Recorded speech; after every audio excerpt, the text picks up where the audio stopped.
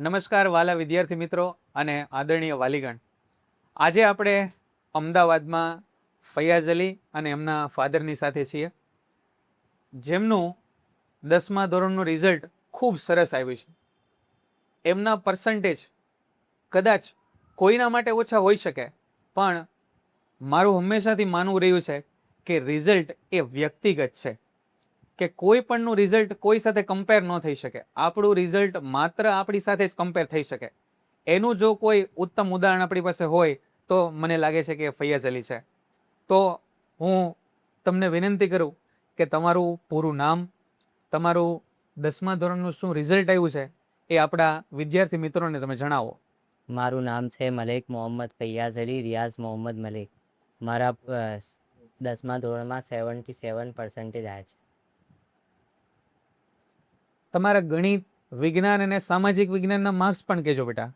મારા મેથ્સમાં 87 આવ્યા છે બધા મળીને, સાયન્સમાં 76 અને એસએસમાં 70.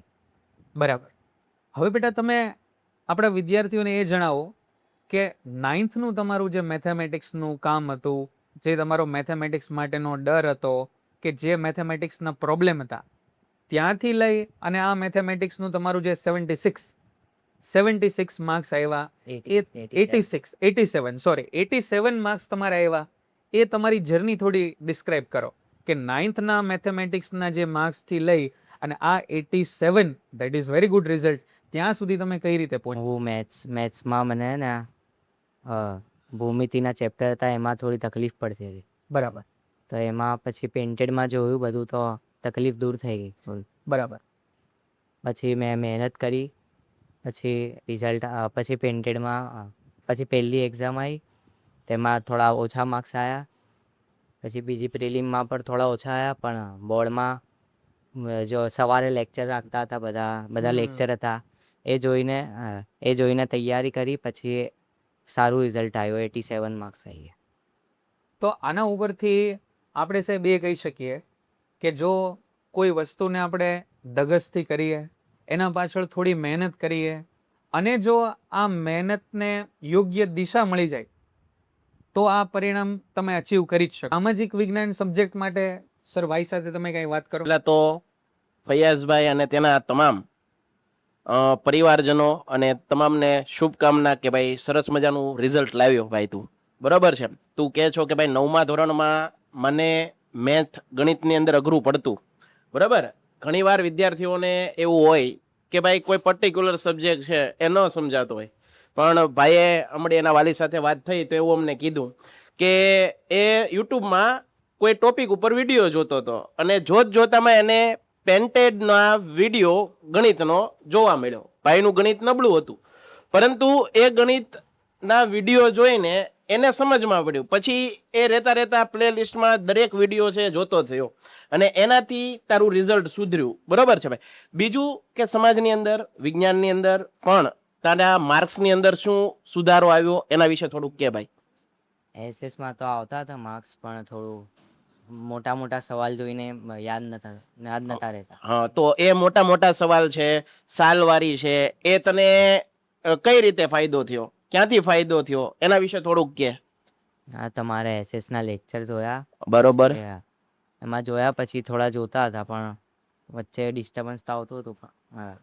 બીજી વાત કે જ્યારે તું આ લેક્ચર જોતો, પછી તને એવું લાગે કે ભાઈ હું વિજ્ઞાનનો લેક્ચર જોઉં છું, ગણિતનો લેક્ચર જોઉં છું, એસએસનો લેક્ચર જોઉં છું, તો ખાલી લેક્ચર જોવાથી ફાયદો નથી થતો. સાથે નોટ્સ બનાવવી પડે. કોઈ તમને દાખલા શીખવાડતા હોય તો જ્યારે લેક્ચર જોતા હોય ત્યારે જ બધું આપણને યાદ રહી જાય. આ બધા એનો ઓલું છે, પરંતુ એ લાંબા સમય સુધી યાદ રહે માટે નોટ્સનું બહુ મહત્વ છે. એટલે તું સાથે નોટ્સ કેવું બનાવતો ભાઈ તારી? હા, બનાવતો. નોટ્સ બનાવતો. તો વિદ્યાર્થીને તું શું કહેવા માંગે છે આવનારા વર્ષની અંદર જે 10મા ધોરણમાં વિદ્યાર્થી આવશે? એવું નથી કે ભાઈ દરેકને 90 અપ આવે. બરાબર. આપણું રિઝલ્ટ 50% હોય, એમાંથી આપણું 70% સુધી આપણે પહોંચીએ તો આપણે રેન્કર જ છીએ. બરાબર. આપણે અપડેટ થયા, આપણામાં સુધારો આવ્યો ભાઈ આપણા રિઝલ્ટમાં. બરાબર. તો તું શું કહેવા માંગે છો, નોટ્સનું શું મહત્વ છે? ઓનલાઈનથી પણ, ઓનલાઈનમાં ઘણી વખત સારા વિડીયો જોવાથી ફાયદો થાય, એના વિશે તું થોડુંક કે આવનારા વિદ્યાર્થીઓને. ઓનલાઈન વિડીયો તો જોવાની પણ સાથે નોટમાં લખતા રહેવું જોઈએ. નોટ્સમાં લખવું હા. જોઈએ. અને બીજી વસ્તુ, નોટ્સમાં તે કીધું નોટ્સ બનાવવી જોઈએ, નોટ્સમાં લખવું જોઈએ. સાથે સાથે આ નોટ્સનું સમયસર રિવિઝન કેવું, તું રિવિઝન કેવી રીતે કરતો, વાંચતો કઈ રીતે? રિવિઝન તો એક્ઝામના ટાઈમ. એક્ઝામના ટાઈમે રિવિઝન કરતો. સરસ. પણ એમાં બુકમાં લખેલું હોય એમાંથી. હા. ટૂંકમાં વિદ્યાર્થી મિત્રો, ભાઈ સાથેનો આપણો સંવાદ ચાલુ રહેશે, પરંતુ આગળ વધીએ. બીજું સર હું તમને પૂછીશ કે આખા વર્ષ દરમિયાન 9th તમારી સામે એ પહેલેથી તમે એને જોયો છે. 9th એનું કામ કેવું હતું, પછી 10th એનું કામ કેવું એણે શરૂ કર્યું, પછી એની ફર્સ્ટ પ્રિલિમ આવી, સેકન્ડ પ્રિલિમ આવી, પછી એના અપ્રોચમાં કેવો ચેન્જ આવ્યો, એની પ્રિપરેશન કેવી રહી, એનું માઇન્ડસેટ કઈ પ્રકારે હતું, એના વિશે થોડું જણાવો અમને.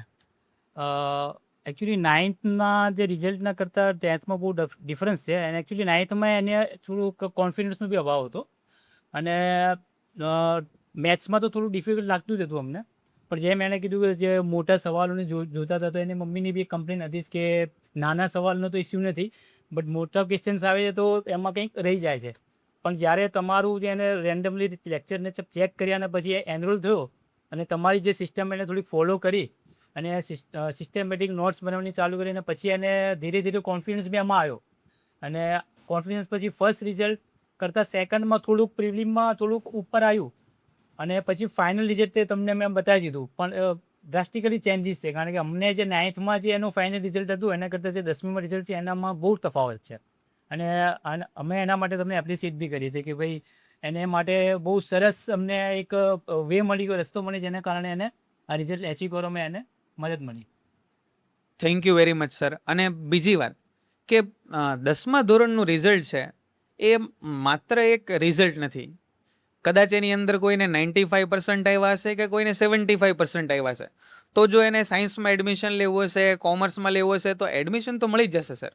પણ જે વિદ્યાર્થીના 50% આવતા હતા અને હવે 70 આવે છે, જેના 75 આવતા હતા અને હવે જેના 95% આવે છે, તો મને લાગે છે કે સર એને લાઈફ ટાઈમ એક કોન્ફિડન્સ મળશે કે જો હું સિસ્ટમેટિક વેમાં તૈયારી કરીશ તો મારું રિઝલ્ટ છે બેસ્ટ જ આવશે. તો આ 10thનો રિઝલ્ટનો એક બહુ મોટો ફાયદો છે, એ હું પહેલેથી જાણું છું મારા પોતાના એક્ઝામ્પલથી. અને આમને જોઈને પણ મને લાગ્યું કે ના, આ ફેક્ટર એક દરેક વખતે કામ કરે છે. અને બીજું એક કે આવનારા જે 10thના વિદ્યાર્થીઓ છે એના માટે તમે શું કહેશો? તમારી જે સારી બાબત તમે લાગી એ પણ જણાવો. અને તમને એમ લાગ્યું કે મારું 10thનું રિઝલ્ટ છે એ સર આટલું આવ્યું છે, પણ હજી મેં કંઈક ભૂલ કરી હતી, એ આવનારા વિદ્યાર્થીઓ છે એ ન કરે ને તો એનું રિઝલ્ટ હજી સારું આવે, એના માટે તમે આપણા જે હવે 10thમાં વિદ્યાર્થીઓ આવશે એને શું કહેશો? જે લેક્ચરમાં સમયસર કરાવે છે એ યાદ કરી લેવાનું. જે સમયસર સર કરાવે છે, જે લેક્ચરનું ટાઈમ હોય છે એ લેક્ચરમાં બધું કરાયું એ લખીને પછી એને યાદ કરી લેવાનું બરાબર. પછી એક્ઝામના ટાઈમે રિવિઝન કરવાનું. રોજનું કામ એટલે રોજનું કામ રોજ. હું ક્વેશ્ચન તમને પૂછી લેવાનો. એટલે હવે બેટા તમારો અભ્યાસ છે, તમે 7thની અંદર 8thની અંદર આ બધું કામ કર્યું, 9thમાં તમે સ્ટ્રગલ કરી, 10thમાં તમે એના થોડુંક સમજ્યા અને 10thમાં સારું રિઝલ્ટ લાવ્યા. તો હવે તમારો શું ટાર્ગેટ છે કે 10thનું આપણું આ રિઝલ્ટ છે એના કરતાં 12thનું આપણું રિઝલ્ટ કેવું લાવવું છે? તમારે કઈ ડિરેક્શનમાં હવે તમારે જવું છે ને તમે નેક્સ્ટ શું ટાર્ગેટ સેટ? 12થમાં તો આનાથી 10% વધારે આવે, 85 આવે ને એવું. Okay, thank you.